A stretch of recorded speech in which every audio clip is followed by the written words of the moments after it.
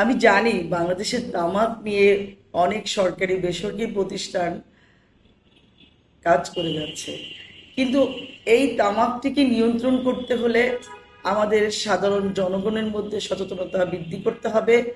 বিশেষ করে যারা আপনার ফিল্ডে কাজ করে এবং ক্ষেত খামারে কাজ করে, তারা দেখবেন যে অল্প দামি যে বিভিন্ন ধরনের সিগারেটগুলো বলেন, এগুলো তারা খায় এবং এই খাওয়াতে তাদের মুখে বিভিন্ন ধরনের ক্যান্সারের সৃষ্টি হয়।